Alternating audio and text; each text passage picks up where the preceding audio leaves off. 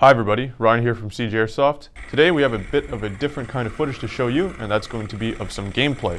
Now, I recently got the chance to do something really cool and really awesome that most airsofters, including myself, have always kind of dreamed of. Big thanks to the guys at Helicopters Canada and Blackline Simulations for making this event possible. If you guys don't know what Blackline Simulations is, I just had a really awesome interview with Michael Bright, who is very heavily involved with them. Posted up on our YouTube channel, so give that a watch. So for this event, the mission was relatively simple.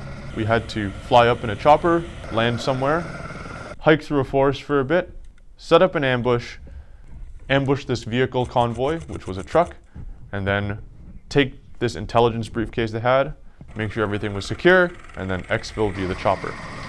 Now, that all sounds super simple, but there was a lot of caveats going into this mission. I'll get into that briefly. So in order to kit up properly for the op, I had to think about the weather conditions and what was going on then. At the time, it was still really cold. It's starting to warm up now, thankfully, but it was up in North Bay, so it's pretty chilly up there. They have a lot of snow, so I was bringing all my cold layers, all that important stuff. That being considered, I only wore my chest rig out because there wasn't going to be that much shooting. We only had to really destroy one vehicle convoy. And I didn't wear my belt because I knew that we'd be doing a lot of sitting, and if you have ever done anything inside a vehicle, sitting with a kitted up belt on really sucks, especially in a space that's pretty confined, like one of these smaller kind of helicopters. So I just forego that kind of stuff. I just wore my chest rig and a bunch of layers to keep warm, and I brought this gun with me. Now, you guys have probably seen this gun in a lot of our videos.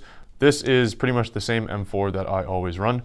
The only difference is when I play outdoors, I switch out my lowers. This is a VFC, so I do have the privilege of being able to carry basically a backup lower receiver, and this is where all the guts are for all of you techs out there. You guys already know that.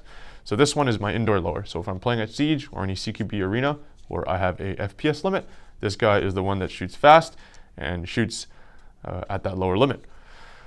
For this one, this lower is the one that's shooting 400. FPS. It's kind of meant for heavier BBs and meant for low battery consumption. It doesn't have as quick or snappy of a semi, but it's pretty darn quick, definitely quick enough, and it really helps out with getting a bit more range and more oomph. I ran like some really heavy 3.2 BBs outside, and I was able to range out pretty nice. So the first half of the day, after a long drive from Toronto to Nipissing, it's about 3.5 hours or something like that, we got out of the car, and then we went into the hangar, and we saw these like beautiful, awesome choppers there. And of course, the first thing you want to do is get to the chopper and get in, fly out, do all that crazy stuff. However, before that, I personally have never been in a helicopter before. A lot of people there have not been in a helicopter before. So this event was more of a training event.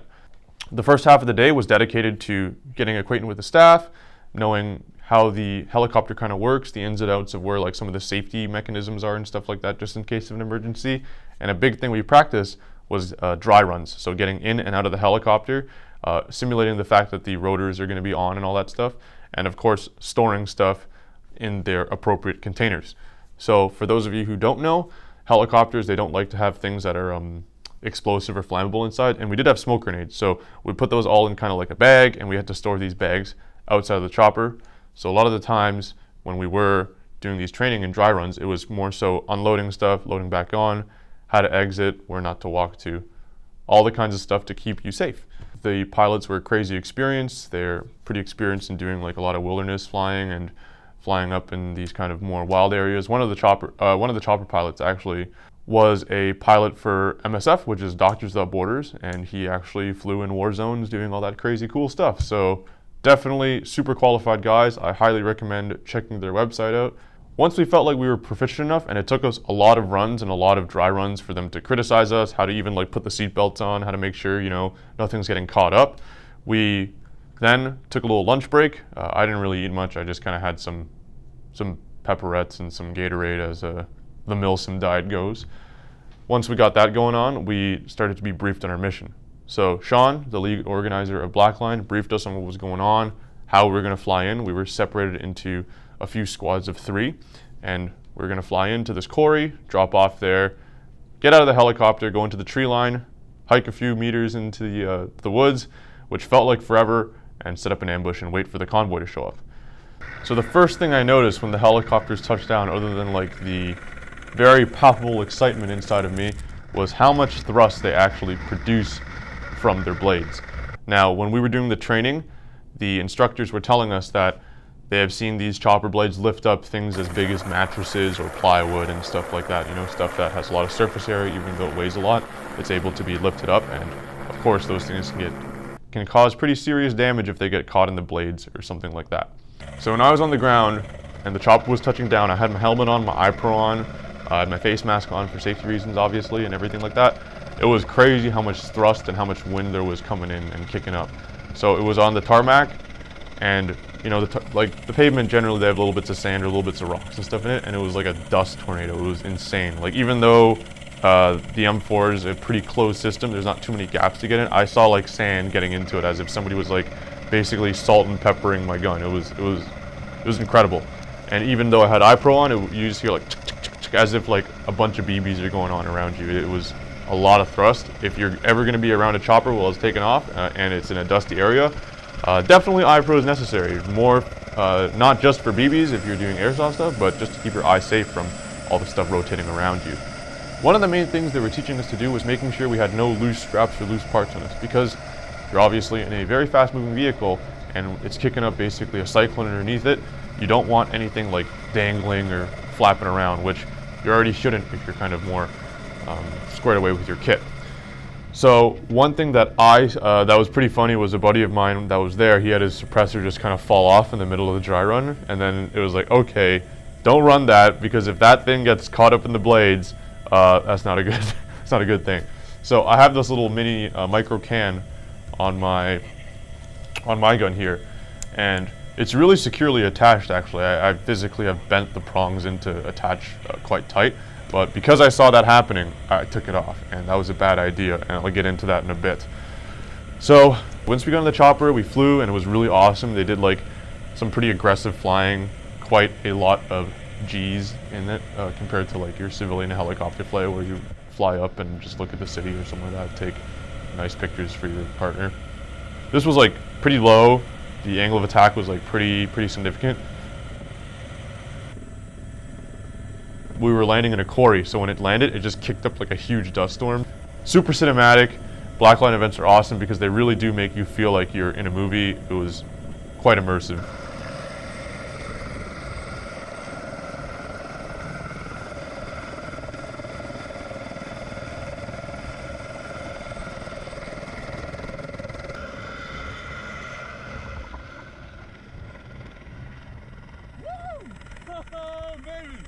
Once we got down and we landed, we got our stuff and we rendezvoused with the rest of our team. We were kind of the last group to go in, and there were 2 choppers. So we got in there and we found our rally point, and we started to hike in to this road where we were going to set up our ambush.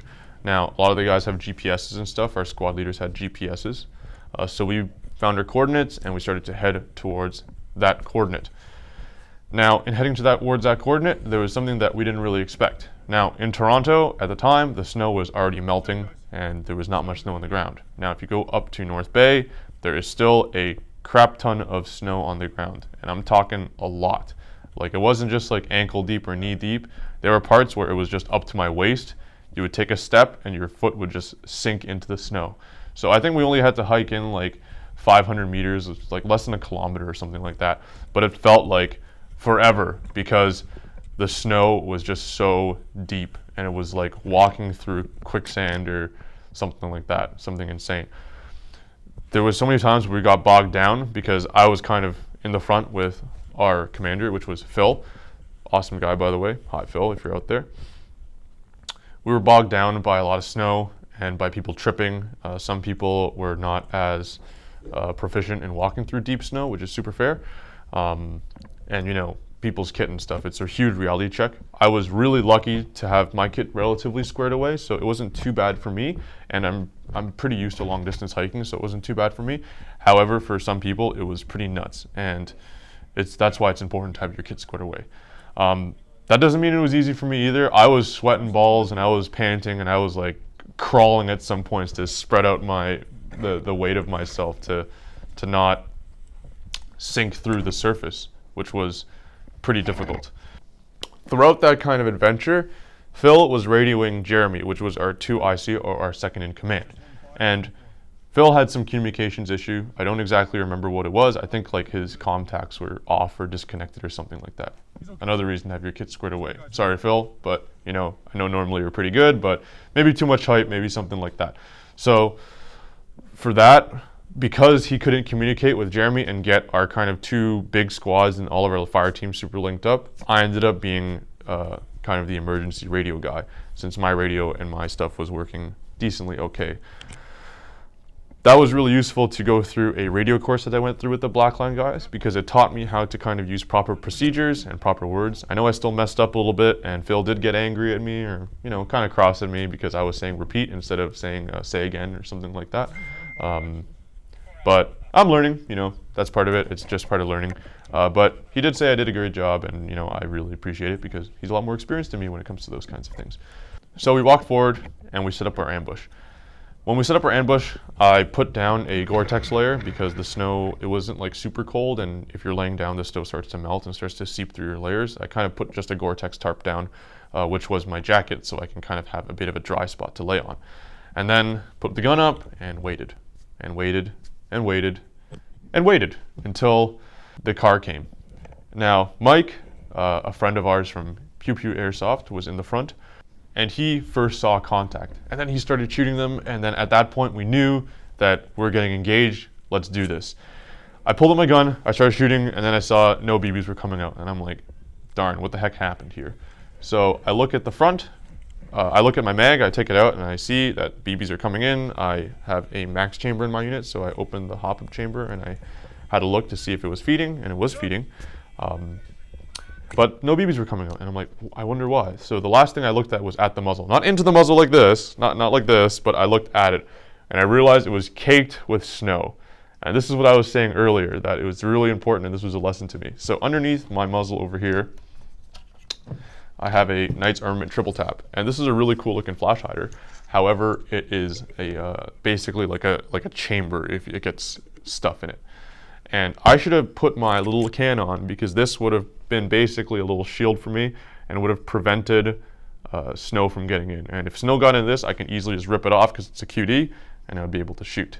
And that kind of cost me a bit of the op because I wasn't able to shoot back. And I talk about training all the time, but I'm also just an airsofter and a human being like all of you, and I died. I got killed, as you can probably see in the video. I felt a tap in my head, and I was dead. However, there wasn't really medic rules. It was more of a training game. So as soon as they engaged and we managed to wipe them, and we set up a pretty cool L-shaped ambush.